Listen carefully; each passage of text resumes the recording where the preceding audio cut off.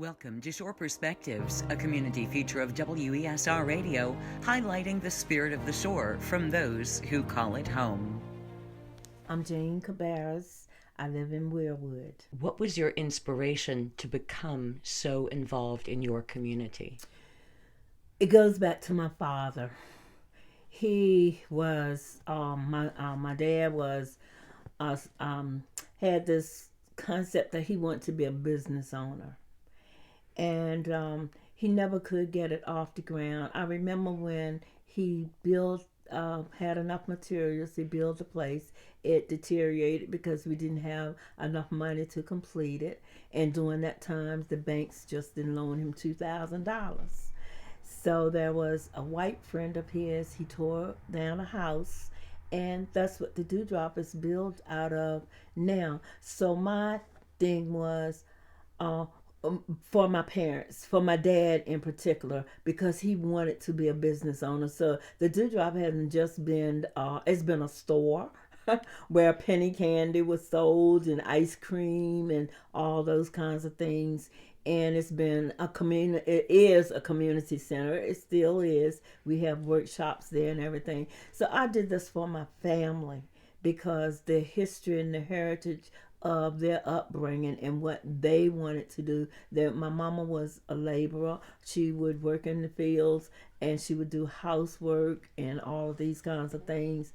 And I wanted to make them proud because Dad would say, well, I want this business, I'm going to do it. So he did it. And with a sixth grade education, he built the building himself. And that means so much because I think if we look back in history, we've lost a lot of black businesses. I don't know whether the children, after they moved away, went away, got their educations, they let it go. But it's something strongly that we believed in because we worked very hard. My sisters and I, we used to work to the hospital and we used to go over there. So we worked 3 jobs. I did private duty, regular duty, and then the Dewdrop in. So it means a lot to us to have something for the community because even at that time, Daddy had, he did it so that the blacks would have a safe haven to come and enjoy themselves. But while he was doing that, he was diverse because he had white friends that would come in too. So this is the way, where it is now, this is what he wanted it to be, diverse, a place for all people to come.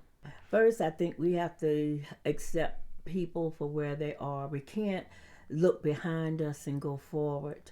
A lot of people hold things against people that had nothing to do with that.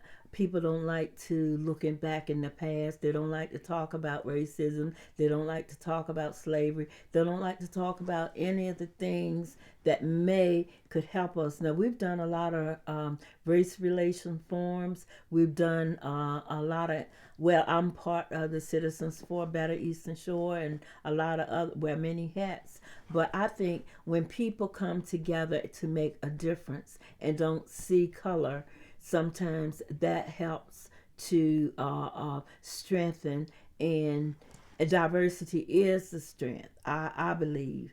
But that's just my feel that we need to look at the world that God made, all shapes, all kinds, all colors, but he enlightened us that people are people that you love thy neighbor.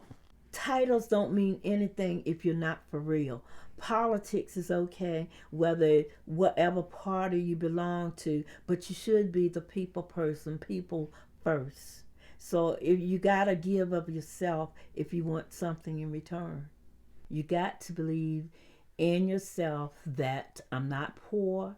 I may not have all that I need to have or should have, but you got to work at it. Nobody owes you nothing. Nobody's going to give you anything, and you're going to have some sleepless nights. I want people to know that you're not going to always rest. You're going to wake up in the middle of the night and think of things that you should be doing or you shouldn't do.